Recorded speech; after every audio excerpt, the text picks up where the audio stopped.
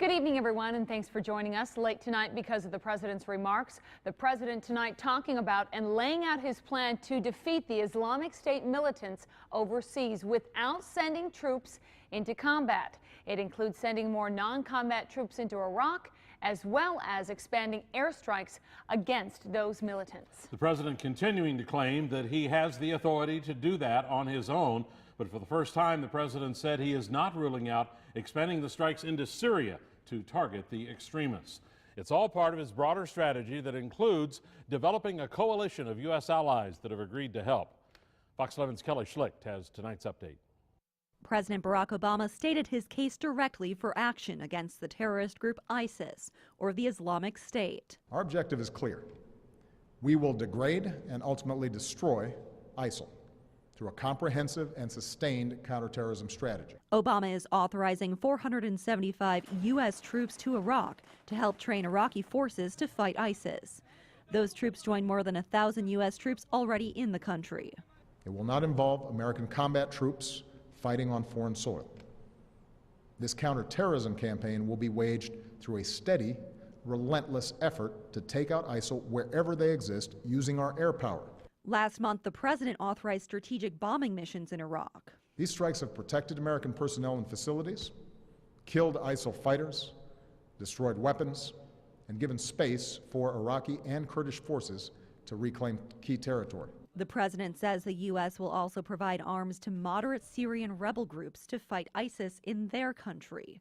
Obama says while he could authorize more force, he wants to work with Congress. Before the president's speech Wednesday, members of Congress debated about what the next steps should be.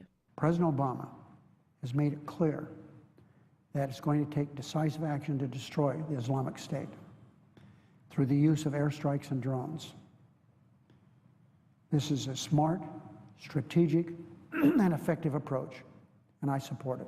And if the president develops a regional strategy, builds a combat effective military coalition, and explains how his strategy will lead to the defeat of ISIL, I believe he'll have significant congressional support. Secretary of State John Kerry will be in the Middle East and Europe this week, attempting to drum up support for the U.S.-led coalition. Kelly Schlicht, Fox 11 News. Now, some lawmakers say they still have some questions for the president, including Wisconsin Democratic U.S. Senator Tammy Baldwin. Through a statement, she said that while she was pleased to hear that the president said that there will not be American combat troops on foreign soil, she remains concerned for the potential for open-ended U.S. military engagement in the Middle East. She went on to say that it's important for the administration to work with Congress as a partner and to set clear goals and benchmarks for success for American engagement in this mission.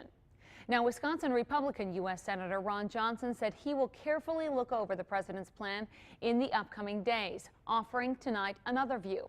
He said he will put strong support and resolute action to destroy the growing threat that ISIS and global terrorism represent to America.